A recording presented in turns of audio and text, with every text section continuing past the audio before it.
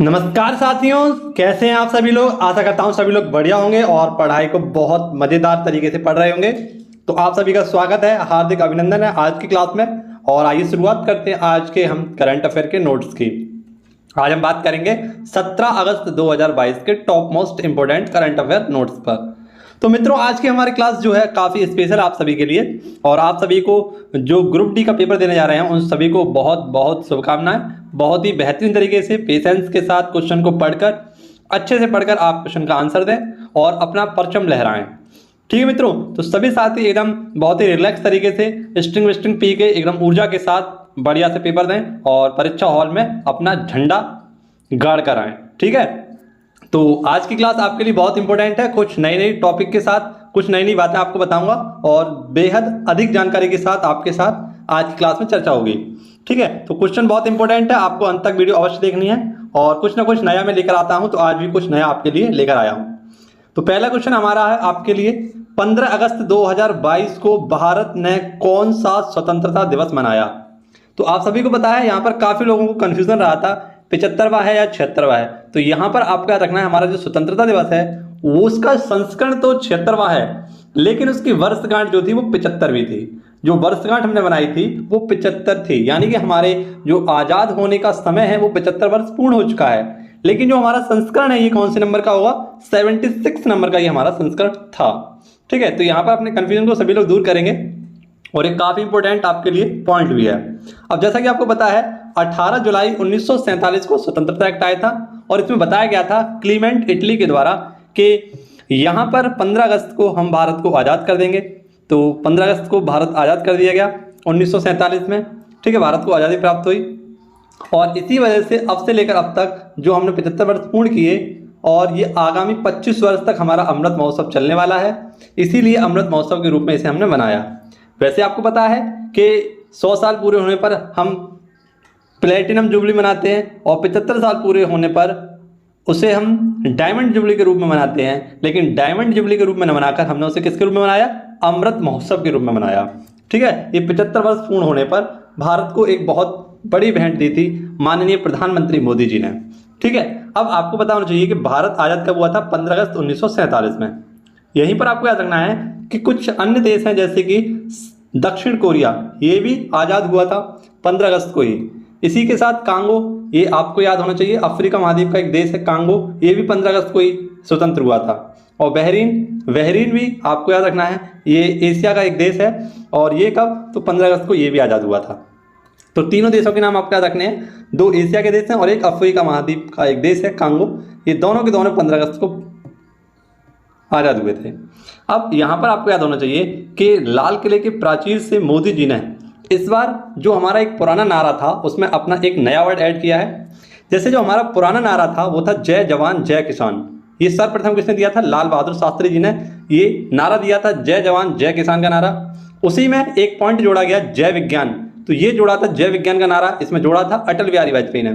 लेकिन मोदी जी ने 2022 में जय अनुसंधान, इसमें एक पॉइंट और जोड़ा है और ये हमारे मोदी जी ने इसमें नया पूरा का पूरा एक नारा बना दिया और ये पूरा एक नया नारा बना है, जय जवान जय किसान जय विज्ञान और जय अनुसंधान।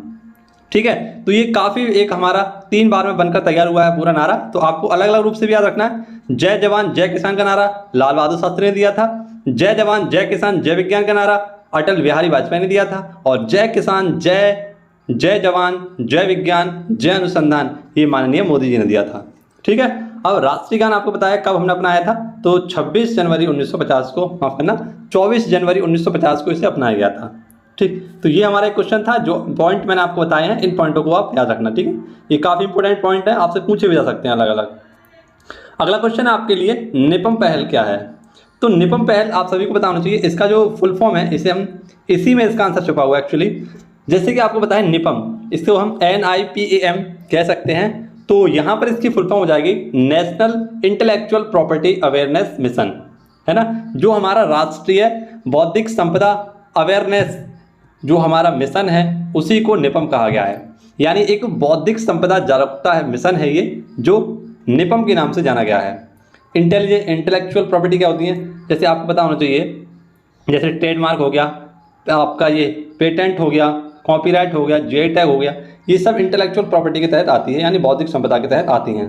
ठीक है, इसमें आपको ये भी याद होना चाहिए कि जैसे एक बौद्धिक संपदा, आपकी बौद्धिक संपदा का मतलब होता है जैसे कि आपके मन में जो है वो आपकी स्क्रीन के सामने आ जाए, उसे हम बौद्धिक संपदा भी कहते हैं। ठीक है, ये भी एक बौद्धिक संपदा होता है और इसी के तहत कोई भी चीज़ आपकी कॉपीराइट बना सके उसके लिए इस चीज़ को बनाया जाता है। जैसे जीआई टैग 10 साल के दिया जाता है, इसका जो ट्रेडमार्क दिया जाता है वो 10 साल के लिए दिया जाता है। और कॉपीराइट ये जैसे आपको पता है कि किसी भी चीज़ की कॉपी करने पर, किसी भी चीज़ की कॉपी करने पर उसको एक कॉपीराइट दिया जाता है। और पेटेंट 20 वर्ष के लिए दिया जाता है, ये सर्वाधिक इसमें पैसा भी दिया जाता है जिस ब्रांड को ये दिया जाता है। अब लॉन्च किया गया था 2021 में ये। इसका उद्देश्य है 10 लाख स्टूडेंट जो क्लास 8 से 12 तक के स्टूडेंट हैं, 10 लाख, उनकी बौद्धिक संपदा को जागरूक करना। और इसका जो टारगेट था वो पूरा भी कर लिया गया 15 अगस्त 2022 तक। ठीक है, ये पॉइंट आपको याद रखना है। अब कुछ योजनाएं जैसे कि अविद्या योजना, ये कहाँ की है? उत्तर प्रदेश सरकार की है। फ्री कोचिंग अनुप्रति योजना राजस्थान की है। और मुफ्त, ये मुख्यमंत्री सारथी योजना कहाँ की है? तो झारखंड की है। मुफ्त में नाश्ता योजना देने वाली सरकार कौन सी है बच्चों को? तो ये तमिलनाडु सरकार है। ठीक है, क्वेश्चन नंबर 3, यहाँ पर आप लोग 3 कर लेना। क्वेश्चन नंबर 3 है हमारा, पहली अंडर वाटर मेट्रो सेवा। तो मित्रों यहाँ पर आपको याद रखना होगा कि पहली अंडर वाटर मेट्रो सेवा ये कहाँ पर और किस नदी पर होगी? तो ये सबसे पहले आपको याद रखना है कोलकाता में होगी और 2023 तक ये बनकर पूर्ण हो जाएगा। और किस नदी पर? तो आप सभी को पता है कोलकाता में एक फेमस नदी है हुगली नदी, जिसके ऊपर क्या है? हावड़ा ब्रिज है। ठीक है मित्रों, तो यहीं पर ये जो बनाई जाएगी अंडर वाटर यानी पानी के नीचे जो मेट्रो स्टेशन बनाई जाएगी वो हुगली नदी कोलकाता में बनाई जाएगी। अब आपको याद होना चाहिए कि भारत में अंडर वाटर मेट्रो की क्या ज़रूरत पड़ गई?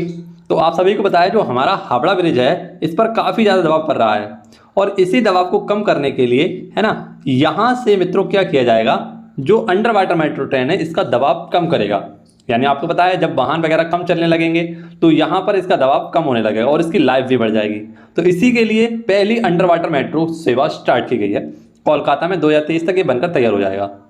इसकी टोटल लंबाई की अगर हम बात करें तो ये 16 किलोमीटर है ना, 16.55 किलोमीटर है। और ये वाटर जो हमारी सुरंग होगी या वाटर मेट्रो जो होगी ये 10 किलोमीटर की होगी, 10.8 किलोमीटर की होगी। ठीक है मित्रों, ये पॉइंट भी आपको याद रखने हैं। ये छोटे से आंकड़े अगर आपको याद रहते हैं बहुत अच्छी बात है, और नहीं भी याद रहते तो कोई दिक्कत नहीं है, लेकिन आपको इतना याद होना चाहिए कि अगर आपसे पूछा जा रहा है अंडर वाटर मेट्रो तो ये 10 किलोमीटर की है लगभग। ठीक है, लगभग 11 किलोमीटर की है।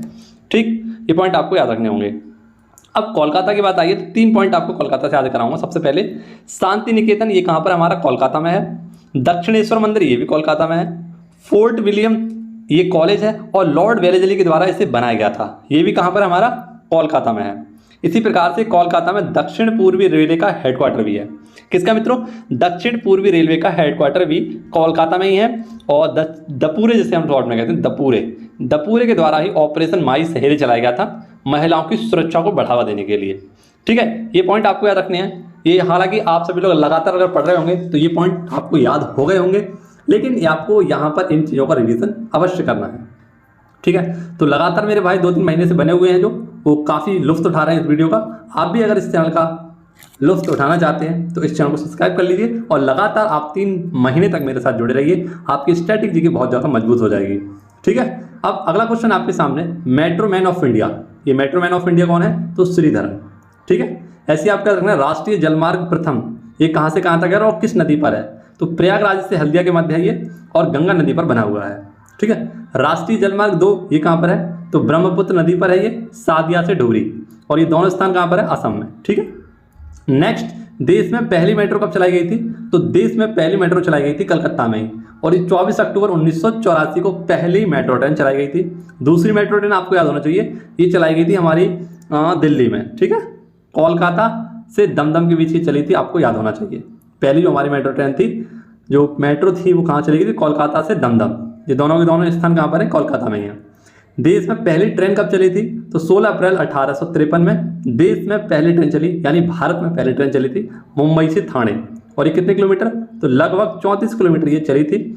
और आप सभी को बताना चाहिए इस ट्रेन का नाम था ब्लैक ब्यूटी। क्या नाम था मित्रों? Black beauty. और ये किसके शासनकाल में? तो डोपा, आप सभी लोग जानते हैं डोपा कौन है? तो डोपा यहाँ पर आपका रखना है डलहौजी। डोपा डलहौजी के, यानी लॉर्ड डलहौजी, आप सभी लोग जानते ही हैं उसको डोपा कहा जाता है। तो लॉर्ड डलहौजी के कार्यकाल में ये चलाई गई थी ट्रेन हमारी। ठीक है, क्वेश्चन नंबर अगला देखते हैं, और अगला क्वेश्चन आपके लिए मोस्ट इंपोर्टेंट है। राजस्थान से संबंधित कुछ स्पेशल पॉइंट आपको याद करने होंगे जो आपकी परीक्षाओं में पूछे जा सकते हैं। तो क्वेश्चन है हमारा, किस राज्य के सरकारी व निजी स्कूलों के 1 करोड़ बच्चों ने देशभक्ति गीतों का सामूहिक राष्ट्रगान गाकर विश्व रिकॉर्ड बनाया है? यानी मित्रों आपसे सीधा सीधा पूछा जा रहा है वह कौन सा राज्य है जहां के सरकारी और निजी स्कूल के 1 करोड़ छात्रों ने देशभक्ति गीतों को गाया है और उसे गाकर उन्होंने एक विश्व रिकॉर्ड बनाया है।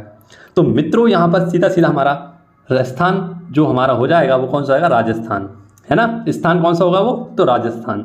आपसे पूछा जाएगा किस स्थान पर? तो राजस्थान पर। यहाँ पर एक ट्रिक में जो छोटी सी बन गई है, यहाँ पर आपको याद रखनी है कि किस स्थान पर 1 करोड़ बच्चों ने गाने गाकर विश्व रिकॉर्ड बनाया है और देशभक्ति गीत गाकर, तो वो है राजस्थान। 15 अगस्त के शुभ अवसर पर यानी अमृत महोत्सव पर इन बच्चों ने ये कारनामा करके दिखाया है और सीएम गहलोत ने यहाँ पर इन बच्चों को भी बधाई दी है। ठीक है, इन्होंने यहाँ पर कौन कौन से गाने गाए हैं? तो सारे जहाँ से अच्छा, हम लोग होंगे कामयाब, आओ बच्चों तुम्हें सुनाएं, झांकी हिंदुस्तान की, ये कुछ हमारे देशभक्ति गाने हैं जो इन्होंने बच्चों ने गाए थे। ठीक है, राजस्थान की अगर बात करें तो राजस्थान की राजधानी है जयपुर और वर्ल्ड हेरिटेज सिटी में शामिल हुई थी जयपुर। ठीक है, ये पॉइंट भी आपका रखना है, और पिंक सिटी के नाम से जाना जाता है जयपुर को। ठीक है, नेक्स्ट यहाँ के मुख्यमंत्री कौन है? तो अशोक गहलोत, और यहाँ के जो राज्यपाल हैं वो राज्यपाल हैं कलराज मिश्र। कौन है मित्रों? कलराज मिश्र। लोकसभा सीटों की संख्या 25 है, राज्यसभा सीटों की संख्या 10 है और विधानसभा सीटों की संख्या यहाँ पर 200 है। ठीक है, नेक्स्ट चिरंजीवी योजना राजस्थान की है और इसमें स्वास्थ्य बीमा एक योजना है, 10 लाख इसमें दिए जाते हैं रुपए। प्रोजेक्ट बोल्ट राजस्थान में स्टार्ट किया गया था। जयपुर में सबसे बड़ा मेडिकल ओपीडी टावर खोला गया था। बोमा तकनीक के द्वारा केवलादेव से यहाँ से पशु निकाले गए थे। 52वां टाइगर रिजर्व माफ करना 52वां टाइगर जो रिजर्व है हमारा रामगढ़ विषधारी, वो कहाँ पर है? यहीं पर है। ठीक है, राजस्थान में, बूंदी राजस्थान में। विश्व का तीसरा और भारत का दूसरा जो क्रिकेट स्टेडियम बनेगा वो कहाँ पर बनेगा? जयपुर में बनेगा। मरु महोत्सव ये पोखरण राजस्थान में मनाया गया था। पुष्कर मेला भी कहाँ लगता है? राजस्थान में लगता है। और ऊंट महोत्सव बीकानेर में ही उत्सवित किया जाता है। आप सभी लोग मुझे कमेंट बॉक्स में बताइए कि ऊंट के ऊपर जो कलाकारी की जाती है उसका नाम क्या है? ऊंट के ऊपर जो कलाकारी की जाती है उसका नाम क्या है? कमेंट बॉक्स में जल्दी से अपना आंसर बताइए और उसे छाप दीजिए। ठीक है, कमेंट बॉक्स में उसका आंसर आपको अवश्य देना है। अगर आपको पता हो तो उसका आंसर आप जरूर डालिएगा, और जो भी वीडियो अंत तक देखते हैं उन्हें तो जरूरी इसका आंसर देना होगा। क्वेश्चन नंबर 6 है हमारा। ठीक है, पहली सलाइन वाटर लालटेन कौन से मित्रों? सलाइन वाटर लालटेन। तो सलाइन वाटर आप सभी लोग जानते हैं लवणीय जल, है ना। ऐसा जल जो नमकीन जल होता है, ऐसे वाटर को सलाइन जल कहते हैं। और हाल ही में इससे एक लालटेन बनाई जाएगी और इस लालटेन का नाम रखा गया है रोशनी। किसके द्वारा? तो डॉक्टर जितेंद्र सिंह जो कि हमारे विज्ञान मंत्री हैं, इनके द्वारा इसका उद्घाटन किया गया है। क्यों किया गया है? तो आप सभी को याद होना चाहिए, जो तट पर मछुआरे रहते हैं उनके जीवन यापन में थोड़ी सहायता मिल सके। यानी आपको बताइए कि समुद्र तट के किनारे जो मछुआरे रहते हैं उन्हें कोई भी जीव जंतु आकर काट लेता है, उनकी मृत्यु हो जाती है। किसके कारण? वहाँ पर रोशनी की कमी के कारण। तो इसी की कमी को दूर करने के लिए उन्होंने एक सलाइन वाटर लालटेन बनाई है, इसका नाम है रोशनी। ठीक है, जो किससे बनी है? लवणीय जल से ये जलने वाली है और इसमें एलईडी भी लगी है। ठीक है, तो एलईडी की बात आई है तो एलईडी की फुल फॉर्म आप सभी लोग पता ही है, लाइट एमिटेड डायोड इसकी फुल फॉर्म होती है। और उजाला कार्यक्रम के तहत एलईडी बल्ब को बढ़ावा दिया गया था। ग्राम उजाला कार्यक्रम ये आरा बिहार से स्टार्ट किया गया था। उज्ज्वला 2.0 ये महोबा उत्तर प्रदेश से स्टार्ट की गई थी। सौभाग्य योजना सहज बिजली हर घर योजना है और 25 सितंबर 2017 को स्टार्ट किया गया था। कुसुम योजना सोलर पंप को बढ़ावा देने के लिए प्रधानमंत्री कुसुम योजना को स्टार्ट किया गया था। ठीक है, नेक्स्ट क्वेश्चन है, भारत डिजिटल मुद्रा स्वामित्व में 20 शीर्ष 20 वैश्विक अर्थव्यवस्थाओं की सूची में कौन से स्थान पर है? तो यहाँ पहले स्थान पर यूक्रेन है और 7वें स्थान पर अपना भारत यानी इंडिया है। आप सभी को पता है डिजिटल मुद्रा क्या होती है? तो ऐसी मुद्रा जो आभासी मुद्रा होती है, डिजिटल मुद्रा होती है, जिसे हम छू नहीं सकते हैं, उसे डिजिटल मुद्रा कहते हैं। और ये होती है हमारी क्रिप्टो करेंसी। और विश्व की पहली क्रिप्टो करेंसी का नाम है, आप सभी को पता है, बिटकॉइन। क्या नाम है मित्रों? बिटकॉइन। और बिटकॉइन के जनक कौन है? तो जापान के एक फेमस व्यक्ति हैं सातोशी नाकामोटा। इनके द्वारा बिटकॉइन का उत्पादन या यूँ कहें उसका जनक माना जाता है। ये किस सिद्धांत पर वर्क करती है? तो ब्लॉकचेन टेक्नोलॉजी पर यह सिद्धांत पर कार्य करती है। ठीक है, कई प्रकार की हमारी बिटकॉइन होती हैं और क्रिप्टो करेंसी होती हैं। क्रिप्टो करेंसी यूँ कहें तो जैसे एक डॉग कॉइन होती है, ठीक है, हमारी बिटकॉइन भी होती है और भी कई सारी हमारी बिटकॉइन आपको क्रिप्टो करेंसी के नाम याद रखने होंगे। काफ़ी फेमस है बिटकॉइन, तो बिटकॉइन बार बार नाम आ रहा है। नेक्स्ट, हाल ही में जिम्बाब्वे जिम्बाब्वे में एक सोने का सिक्का चलाया गया था और इसका नाम था मोसी ओ तुन्या। जिम्बाब्वे की राजधानी क्या होती है? तो जिम्बाब्वे की राजधानी हरारे। क्या है मित्रों? जिम्बाब्वे की राजधानी क्या है? हरारे। नेक्स्ट क्वेश्चन है क्वेश्चन नंबर 7, आपके लिए बहुत ही इंपॉर्टेंट क्वेश्चन है। टाइगर रेंज देशों की पूर्व शिखर बैठक। तो टाइगर रेंज ऐसे देश जहां पर टाइगर पाए जाते हैं, तो ये 13 ऐसे देश हैं जहां पर टाइगर रेंज हैं। तो इन्हीं का एक संगठन है और इसकी तैयारी के लिए इसका जो शिखर सम्मेलन हुआ है वो कहाँ पर? अपने इंडिया में आयोजित किया गया है। वैसे इसका जो एक्चुअल हमारा जो शिखर सम्मेलन होगा वो सितंबर 2022 में व्लादिवोस्टॉक, काफ़ी फेमस जगह है रूस की, व्लादिवोस्टॉक ये रूस में है। ठीक है, यहीं पर आपको याद रखना है। व्लादिवोस्टॉक ये रूस के पूर्व में है और अगर हम बात करें पश्चिम में रूस के क्या है तो सेंट पीटर्सबर्ग। इन दोनों के बीच में एक ट्रेन चलती है जो कि विश्व की सबसे लंबी रेल लाइन है। ये पॉइंट भी आपको याद रखना है। व्लादिवोस्टॉक काफ़ी फेमस जगह है और एक बार अगर सर्च करेंगे तो व्लादिवोस्टॉक आपको मिल जाएगा यूट्यूब पर। काफ़ी अच्छा लगेगा आपको वो जगह देखकर और काफ़ी सारे ब्लॉग हैं व्लादिवोस्टॉक के, तो आपको मज़ा ही आ जाएगा एकदम। अगला क्वेश्चन है फुटबॉल का UEFA सुपर कप 2022 का खिताब किसने जीता है? तो ये जीता है रियल मैड्रिड ने। और विजेता कौन है इसके? ब्रेकफास्ट। ठीक है, स्पेन की राजधानी है मैड्रिड, आप सभी को याद रखना है। और इसमें जीता किसने है? तो रियल मैड्रिड के द्वारा से जीता गया है। बात करें यदि फुटबॉल के संबंधित कुछ चीज़ों की तो फीफा, आप सभी को पता है फीफा 2022 का आयोजन कहाँ पर होगा? कतर दोहा में। 2026 का आयोजन कनाडा, मैक्सिको और अमेरिका में होने वाला है, यानी 3 देशों में होने वाला है। अगर आपसे अब तक पूछा जाए कि फीफा के हेड कौन है, तो फीफा के हेड है जियानी इन्फेंटिनो। कौन है मित्रों? जियानी इन्फेंटिनो यहाँ पर फीफा के हेड, आपको याद रखें। संतोष ट्रॉफी ये केरल विजेता है और पश्चिम बंगाल इसमें उप विजेता है। ठीक है, next question most important question है। सुवन्ना ये एक कन्नड़ गायक हैं और ये ऐसे पहले कन्नड़ गायक हैं जिनको राष्ट्रीय फिल्म अवार्ड से सम्मानित किया गया था और इनका हाल ही में निधन हो गया है। ऐसे ही लता मंगेशकर आपको याद होना चाहिए, भारत में पहली ऐसी महिला हैं जिनको आप सभी को पता है क्या दिया गया था? फ्रांस का जो सर्वोच्च नागरिक सम्मान है, पहली महिला गायक है, इन्हें दिया गया था। ठीक है, जबकि इन्हें भारत रत्न कब दिया गया था? 2001 में। ठीक है, इसी प्रकार से आप सभी को याद होना चाहिए MS सुब्बलक्ष्मी ये पहली भारतीय संगीतज्ञ हैं जिन्हें क्या दिया गया था? लता मंगेशकर की तरह भारत रत्न दिया गया था। कब? तो 1998 में। ठीक है, 1998 में। और वैसे भी मैं आपको बता चुका हूँ 5 हमारी ऐसी महिलाएं हैं जिनको भारत रत्न से सम्मानित किया गया है। पहली हमारी है इंदिरा गांधी जिन्हें 1971 में दिया गया था। दूसरी हमारी है मदर टेरेसा जिन्हें 1980 में दिया गया था। ठीक है, इसी के बाद हमारी तीसरी आती हैं जो हैं अरुणा आसफ अली जिन्हें 1997 में भारत रत्न से सम्मानित किया गया था और पहली महिला रेल मंत्री हैं अरुणा आसफ अली। जिसके बाद आपको पता है MS सुब्बलक्ष्मी और इसके बाद आती हैं Lata Mangeshkar, the legend of India. ठीक है, तो लगातार आपको याद रखना है 1971, 1980, 1997, 1998 और 2001। ये 5 वर्ष ऐसे हैं जिनमें महिलाओं को केवल और केवल भारत रत्न से सम्मानित किया गया है। नेक्स्ट आपके सामने भजन सपोरी, ये संतूर वादक हैं जिनका हाल ही में निधन हुआ था। और next Rakesh Jhunjhunwala, Indian Buffett. ठीक है, और आप सभी को जानना चाहिए स्टॉक मार्केट के राजा, कारोबारी, इनका हाल ही में निधन हुआ था। पंडित शिव कुमार, इसका आंसर कमेंट बॉक्स में बताइए कौन थे। नेक्स्ट आपके सामने है अगस्त मलाई। कौन सा मित्रों? अगस्त्य मलाई जो हाथी रिजर्व है, ये तमिलनाडु का 5वां हाथी रिजर्व बना है और ये किस किस में? तो तमिलनाडु और केरल के बॉर्डर पर है, यानी कुछ इसका भाग केरल में भी है और कुछ तमिलनाडु में भी है। तो तमिलनाडु ने अपने हिस्से को क्या कर दिया है? हाथी रिजर्व घोषित कर दिया है। इसी प्रकार से यूनेस्को के वर्ल्ड बायोस्फीयर में भी शामिल हो चुका है। कौन? तो ये वाला अगस्तमलाई हाथी रिजर्व। ठीक है, ये पॉइंट आपको याद रखना है। अगला अगस्तमलाई हाथी रिजर्व हाल ही में क्या किया गया था? तमिलनाडु में। तमिलनाडु के क्या क्या बताएं? तो सर्वाधिक यहाँ पर हमारी 14 जो रामसर साइट है वो कहाँ पर हो चुकी हैं? तमिलनाडु में हो चुकी हैं। टोटल हमारे पास जो रामसर साइट है वो कितनी है? 75। ठीक है, 44वें ओलंपिक इसका आयोजन कहाँ पर होगा? चेन्नई में होगा। और 75वें ग्रैंड मास्टर हमारे बने हैं P प्रणव। कौन मित्रों? V प्रणव, ये कहाँ के हैं? चेन्नई के।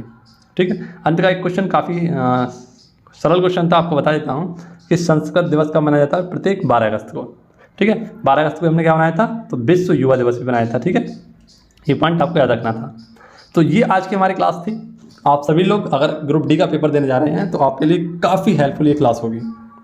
ठीक है, तो इस वीडियो को अवश्य देख जाना। और मैंने कल भी आपसे कहा था जितनी भी प्ले लिस्ट हैं उनको एक बार 2 की स्पीड पर देखकर जरूर जाना, जिससे आपका ग्रुप डी का पेपर बहुत ही अच्छा हो सके और GS वाले पोर्शन से आपके काफ़ी क्वेश्चन फंस सकें। तो इसी कामना के साथ मैं ईश्वर से प्रार्थना करता हूँ आपका पेपर एकदम बढ़िया हो, ज़बरदस्त हो। ठीक है, तो आपसे मिलना होगा अगली वीडियो में। धन्यवाद। जय हिंद, जय भारत, वंदे मातरम, भारत माता की जय।